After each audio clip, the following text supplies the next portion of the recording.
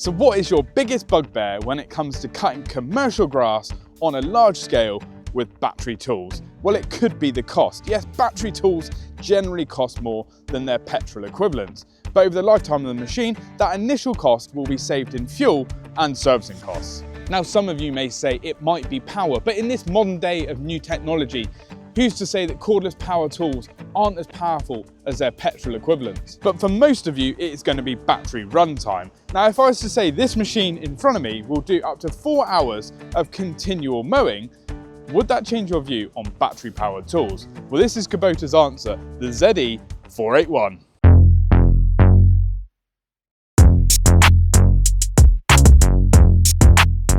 Now, battery runtime isn't just the biggest feature about this machine. There is a list of them to get your head around, which really makes this machine stand out from the rest in the crowd. And this is where this machine really shows its true colours. At the heart of the machine, it's powered by a 48-volt system, which is supplied by a huge 10 kilowatt battery. But it doesn't just stop there. That battery is removable. It's a big lump of a battery, just where your petrol or your diesel engine would normally sit at the rear of the machine. But this one can be removed and you can put another battery in. And I think this gives you a big scope for battery runtime. Okay, longevity wise, cutting deck. The cutting deck is powered by one motor driving 3 spindles on a belt. Why do I like it? Well, if you damage a blade or damage a spindle, that is all you're going to do. Like a lot of competitors on the market, they will actually put a motor on each blade. Now, that could get expensive. You damage that, there's hundreds of pounds worth of motor that's got to be replaced. Now, another positive of having a motor at the rear of the cutting deck is the fact that you should have an even spread of grass and even cut quality compared to that of a machine that has 3 separate spindle motors. Those motors could be spinning at different rates, therefore giving you a different cut quality. And I think that is a huge advantage to this Kubota machine. Anyway, should we remove the battery out the back, show you how it charges, and then we can get to site. So you can charge the battery in situ, or you can remove it out the back. For this video purpose, we'll actually remove it out, but the charger is a pretty hefty unit. Look at that. Just plug it into a normal 3-pin socket and you've got a charging point just like that. So if you wanted to charge it in situ, it is as easy as just popping the bonnet on the back of the machine, taking this rubber bung out the back and plugging it in. Now, say you wanted to swap the batteries over and you had a couple in your inventory, all you do is pop the seat forward like so, undo the clip on the back of the machine, lift the bonnet, remove the frame clamps off the back, 2 12mm bolts, take out the holding pins, and quite simply, all you do is slide out your battery on the rolling frame, like so. And then with the battery out, you can pop in your charger and get it charged up. Now, the frame can also be removed from this battery, so then you can then put it into your second battery to get it back into the machine.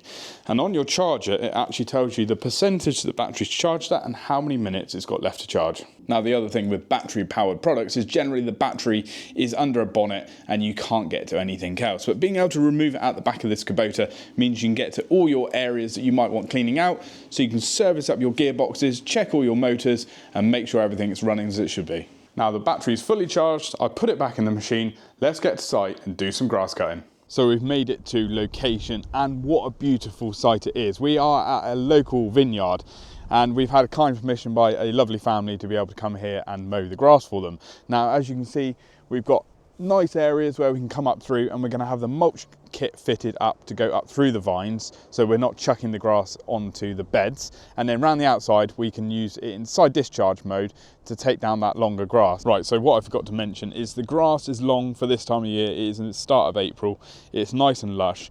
The area itself is on sloping ground, and it's also about 3.5 acres. So this machine's rated to do 4 acres, so it'll be interesting to see how this battery actually lasts. Now the time I've been waiting for, to drop the deck, fire it up and do some grass cutting.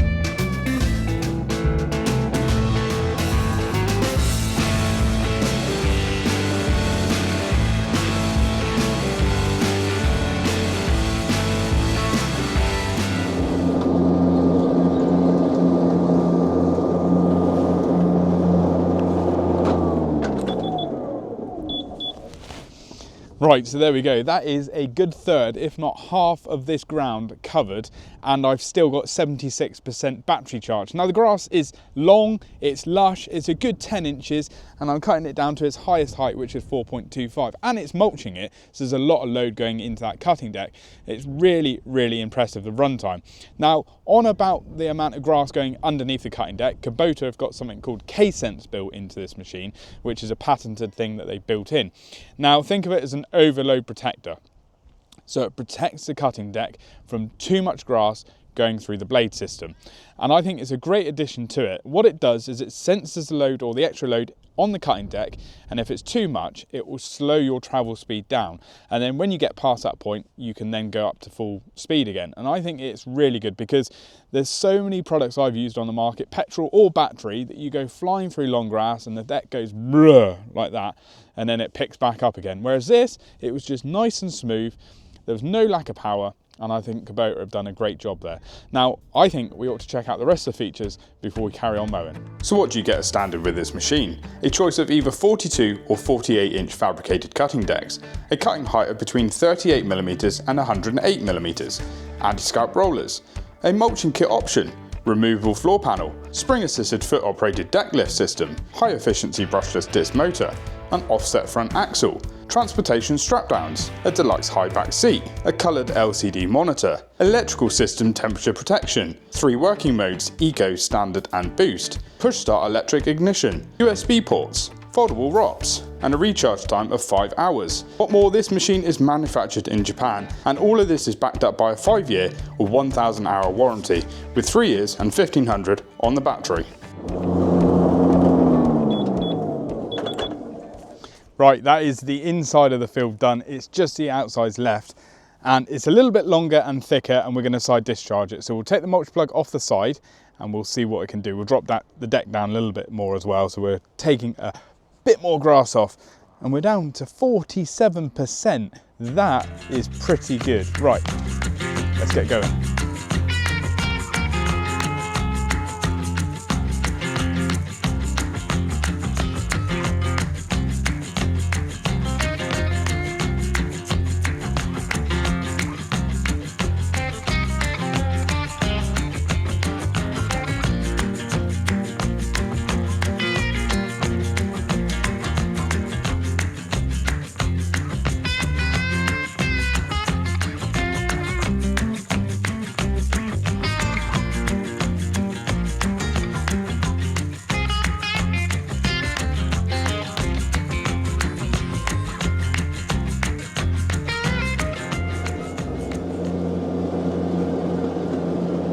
Now, I'll be honest with you, at the start of this video, I had my doubts about the runtime of this machine, but it certainly proved me wrong. There's plenty of products on the market that state they can do this or they can do that. It can mow so many acres or run for so long.